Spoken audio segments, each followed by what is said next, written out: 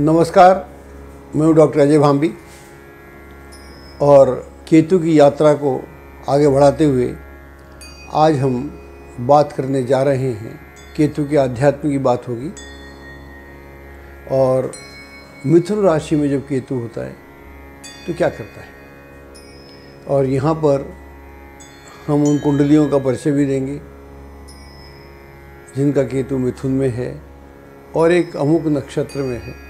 मिथुन में केतु का होना एक बात है और अमुक नक्षत्र में होना दूसरी बात है। उसको जो फल मिलेगा राशि का बहुत कम मिलेगा। हालांकि लगता हमको ऐसा है कि इस राशि का फल देगा, लेकिन ऐसा नहीं है। उसको फल मिलेगा नक्षत्र का, राशि का बहुत कम मिलेगा, लेकिन पूरा फल जो मिलेगा वो उसको मिलेगा नक्षत्र। तो पहले केतु की चर्चा हो जाए, उसके बाद में केतु की बात करते हैं। हमारा प्रयास यह भी है कि हम केतु के विभिन्न आयामों को समझने का प्रयास करें।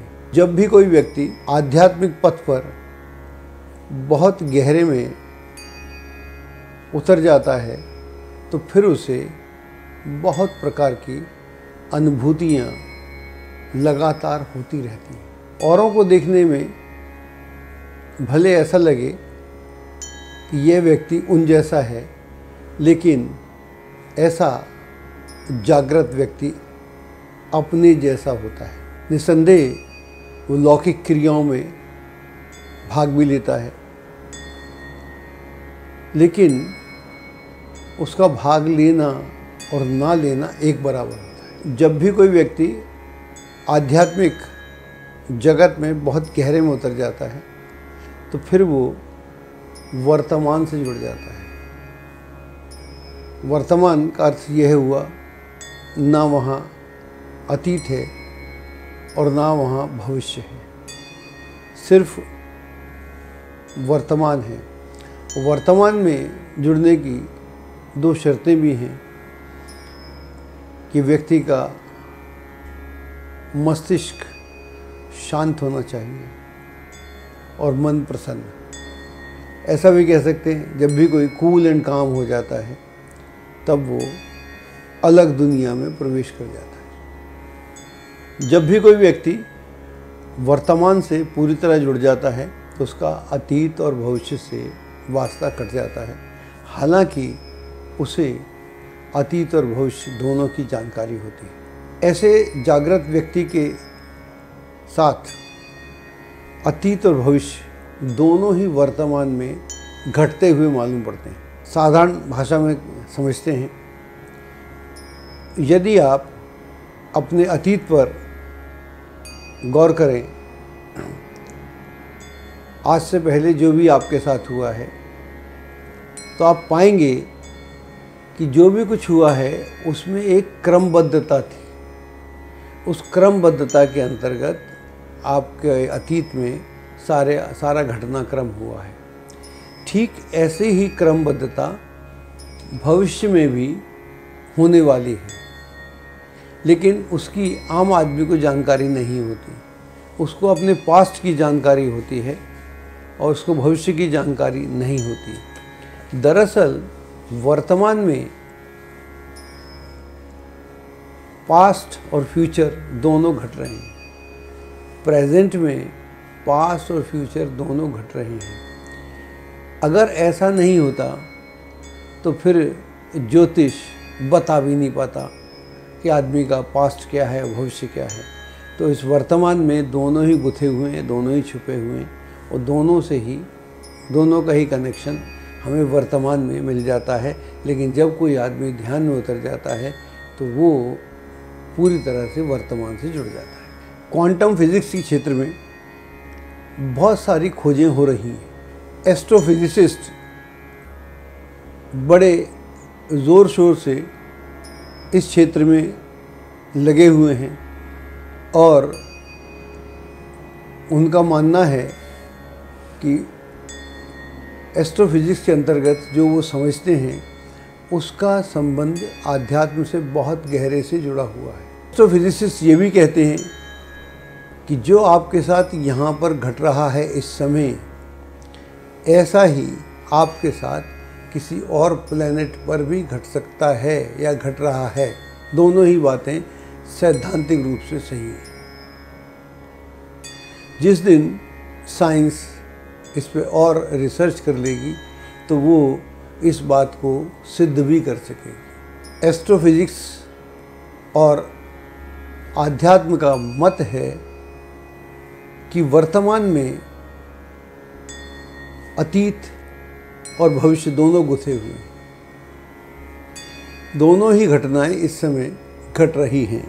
वर्तमान दरअसल वो फोकल पॉइंट है जहाँ से हम अतीत और भविष्य की गणना कर सकते हैं। कोई भी गणना सैद्धांतिक रूप से 90% तक आसानी से की जा सकती है। उसके बियॉन्ड करना हो तो फिर हमको इंट्यूशन का सहारा लेना पड़ेगा, और ये इंट्यूशन केतु के पास है।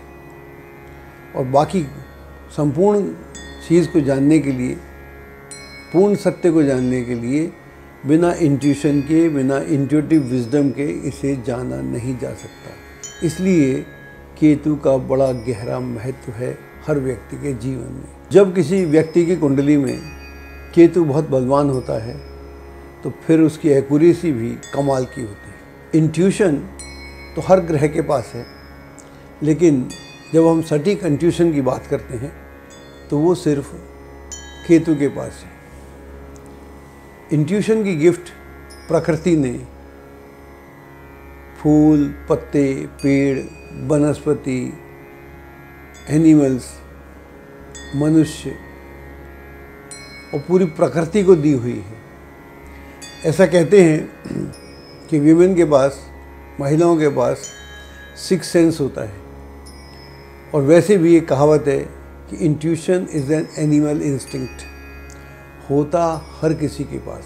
कई ऐसे पेड़ हैं, फूल पत्ते हैं, जब उन पर कोई संकट की घड़ी आती है तो वो अपना बचाव प्रारंभ करना शुरू कर देते हैं। तो ये सारी जानकारी उन्हें इंट्यूशन से मिलती है। जानवरों के बारे में तो हम जानते ही हैं कि हर एक जानवर के पास इंट्यूशन है, और जो उसका 6 सेंस है उससे वो होने वाली घटनाओं और दुर्घटनाओं की जानकारी आसानी से प्राप्त कर लेता है। ज्योतिष के क्षेत्र में इंट्यूशन की बहुत महत्ता है, और जिस ज्योतिषी का इंट्यूशन या इंट्यूटिव विजडम उच्च कोटि की होती है उसके परिणाम उतने ही अच्छे होते हैं। यूँ तो intuition is an animal instinct, लेकिन इसे डेवलप भी किया जा सकता है, इसे बढ़ाया भी जा सकता है। और इसके ऊपर हम अपने आने वाले एपिसोड्स में विस्तार से चर्चा करेंगे, जिससे आप घर बैठे अपना इंट्यूशन बढ़ा सकते हैं। मिथुन राशि में जो नक्षत्र पड़ते हैं हम उनकी बात करते हैं। मृगशिरा नक्षत्र वृष में भी है और मिथुन में भी है। वृष में एक कुंडली का हमने जिक्र किया था जिसकी हमने बहुत सारी तारीफ नहीं की थी, लेकिन यहाँ पर भी मृग नक्षत्र है। यहाँ पर राशि बदल गई है, वो वृष थी या मिथुन है। अब मृगशिरा को हम समझने का प्रयास करते हैं। हमारे पास में कुंडली है ऋतिक रोशन की, बहुत बड़े एक्टर हैं, आप जानते हैं। और इनका जो लग्न है कुंभ लग्न है, तृतीय में मंगल है, पंचम में शनि है, केतु है, छठे में चंद्रमा है, एकादश में सूर्य है, राहु है, बुध है, और द्वादश में गुरु है और शुक्र है। हम बात कर रहे थे इनकी केतु की। 2000 में ऋतिक रोशन की पहली फिल्म आई थी कहो ना प्यार है, और उसके बाद ये जीवन में आगे ही बढ़ते चले गए, और आज भी टॉप के लोगों में इनकी गिनती होती है। लेकिन यहाँ पर जो इनका केतु है वो मृगशिरा के नक्षत्र में है और शनि के साथ। इनका बचपन बहुत ही पेनफुल था। एक तो इनका अंगूठे 6 हैं, 2 अंगूठे इनकी, उंगलियां 6 हैं। इसको लेकर स्कूल में बच्चों में लोग इनका मजाक उड़ाते थे। इसके बाद ये चल नहीं सकते थे ठीक से, बहुत मोटे भी हो गए थे, और इसके अलावा इनको बहुत सारी बीमारियां थी, और डॉक्टर ने इनको बोला था कि तुम कभी नाच नहीं सकते, तुम्हारी कमर में ऐसा प्रॉब्लम है, you can never dance, and he is the best dancer. अब तो वो श्रॉफ के लड़के भी आ गए हैं, टाइगर श्रॉफ भी हैं, अब तो बहुत सारे लोग हैं, लेकिन एक ज़माने में he was the best dancer. और जबकि बोला गया डांसर आप नहीं हो सकते। तो मृगशिरा नक्षत्र में जो हमको वहाँ डिफ़िकल्टी थी, वो डिफ़िकल्टी वहाँ भी थी, ये डिफ़िकल्टी यहाँ भी है, लेकिन मिथुन में होने के कारण यह व्यक्ति ऋतिक रोशन उन सारे चैलेंजेस को पूरा करता है, उससे आगे निकलता है, अपना रास्ता बनाता है। और एक जो लेगेसी है इनके पास, इनके ग्रैंड फादर जो थे वो म्यूजिशियन रोशन थे, उनके गाने बहुत मधुर हैं, 50s 60s में 70s तक उनके गाने अच्छे थे। कव्वालियाँ बहुत अच्छी हैं, एक कव्वाली है जो बहुत ही ज़बरदस्त कव्वाली है, तो उनके गाने अपने आप में उनका स्टाइल था एक अपना। और Rakesh Roshan as an actor तो बहुत सफल नहीं हो पाए इनके पिता, लेकिन डायरेक्टर में और प्रोड्यूसर में बहुत सफल हुए। इसके अलावा ये तो अपने आप में सफल हैं ही। और केतु यहाँ पर दिक्कत देता है, अगर आप उन दिक्कतों को पार कर सकें तो पार हो सकते हैं, लेकिन अगर वो मृगशिरा में है तो आपको डेफिनेटली दिक्कत तो देगा। ये फिर आपके ऊपर डिपेंड करता है कि आप कितना ज़ोर लगा के उससे पार होते हैं। तो ये पहली कुंडली हमारे पास इनकी थी। दूसरी कुंडली हमारे पास में है ममता बनर्जी की। कुंडली की बात कर लेते हैं, फिर इनकी बात करेंगे। इनकी मकर लगनी कुंडली है, द्वितीय में मंगल है, पंचम में चंद्रमा है, छठे में केतु है, सप्तम में गुरु है, दशम में सूर्य है, एकादश में शुक्र है, और द्वादश में सूर्य है, बुध है, राहु है। और यहाँ पर जो केतु जो है आद्रा में है। अब इनके जीवन को आप जानते ही हैं, ये बहुत जल्दी पॉलिटिक्स में आ गई थी, 15 साल की उम्र में पॉलिटिक्स में आ गई थी, ये बहुत जल्दी मेंबर ऑफ पार्लियामेंट बन गई थी। इसके बाद ये शुरू में कांग्रेस में थी, वेस्ट बंगाल से कांग्रेस में ये मंत्री भी बनी नरसिम्हा की सरकार में, फिर ये अटल बिहारी वाजपेयी के साथ भी उनकी कैबिनेट में थी। उसके बाद इन्होंने टीएमसी अपनी संस्था बनाई, और 2011 में जो कम्युनिस्ट पार्टी 34 साल से वेस्ट बंगाल में राज कर रही थी, उसको उखाड़ के फेंक दिया, और आज उनका नाम लेने वाला कोई नहीं है। पिछले इलेक्शन में ये जीती थी, और बीजेपी और मोदी, पीएम मोदी आदि ने बहुत ज़ोर भी लगाया था, लेकिन इनको कोई टस से मस नहीं कर सका, और इनका एक छत्र राज वेस्ट बंगाल में चलता है। तो यहाँ पर केतु जो है आद्रा के नक्षत्र में है। आद्रा के नक्षत्र में हुआ, ये राहु के नक्षत्र में हुआ। राहु के नक्षत्र में अगर केतु होगा तो आदमी को बहुत जीवट बनाता है और बहुत हिम्मत देता है। वो कितनी बार भी टूटे, कितनी बार भी हारे, उसकी हिम्मत नहीं टूटती, वो अपनी हिम्मत को वैसे के वैसे ही बनाए रखता है। तो यहाँ पर ये हम देखते हैं इनके साथ बहुत सारी दिक्कतें आई, बहुत सारी मुश्किलें आई, और आज भी मुश्किलें रहती हैं। इनका सेंटर के साथ बहुत ज़्यादा जमता नहीं, इनको कोई ना कोई परेशानी होती रहती है, लेकिन ये बहुत जीवट हैं और जीवट होके अपने आप को बनाए हुए हैं। अब तीसरी बार ये वहाँ की मुख्यमंत्री हैं वेस्ट बंगाल की। ये बहुत बड़ी बात है किसी भी व्यक्ति के लिए, और ख़ास तौर से महिला के लिए जो अपनी दम पर अपना वर्चस्व बनाए। तो ग्रह जब अच्छे होते हैं तो बहुत सारी चीज़ें हो जाती हैं। इस कुंडली में निस्संदेह और भी बहुत सारे योग हैं, हम उनकी बात नहीं कर रहे। हमारा यहाँ पर मकसद है कि एक ग्रह को जाने, पूरी कुंडली को जाना जा सकता है, क्योंकि हमने अभी उसमें मृगशिरा में देखा कि मृगशिरा में होने से वो दोनों जगह कष्ट देता है, दोनों जगह दिक्कत देता है। लेकिन एक आदमी दिक्कत से पार आ जाता है, एक आदमी दिक्कत से पार नहीं आता, लेकिन उसका जो बेसिक कैरेक्टर है वो वहीं का वहीं रहता है। आद्रा में जब केतु होगा तो ऐसा व्यक्ति बहुत कम लोगों को ट्रस्ट करेगा, बहुत ज़्यादा लोगों को ट्रस्ट करेगा तो उसे धोखा हो जाएगा। तो यही ममता बनर्जी के साथ पिछले इलेक्शन में हुआ। शुभेंदु वगैरह जो इनके साथ थे इनको छोड़ के चले गए, बहुत सारे लोग चले गए और फिर वो वापस आ भी गए। तो आदमी बहुत सारे लोगों को ट्रस्ट नहीं करता, उन लोगों से उसको कहीं ना कहीं गड़बड़ रहती है। इनको भविष्य में भी ध्यान रखना चाहिए, इनके जो खास लोग हैं वो इनको धोखा भी दे सकते हैं। हमारे पास अगली कुंडली है गुरुवर रविन्द्रनाथ टैगोर की, और ये बंगाल से आते हैं। कुंडली की बात करते हैं पहले। कुंडली है मीन लगनी कुंडली है, वहाँ पर चंद्रमा है, द्वितीय में बुध है, सूर्य है, शुक्र है, चौथे में मंगल है, केतु है, पाँचवें में गुरु है, छठे में शनि है, 10वें में राहु है। और इनका जो केतु है वो पुनर्वसु यानी गुरु के नक्षत्र में।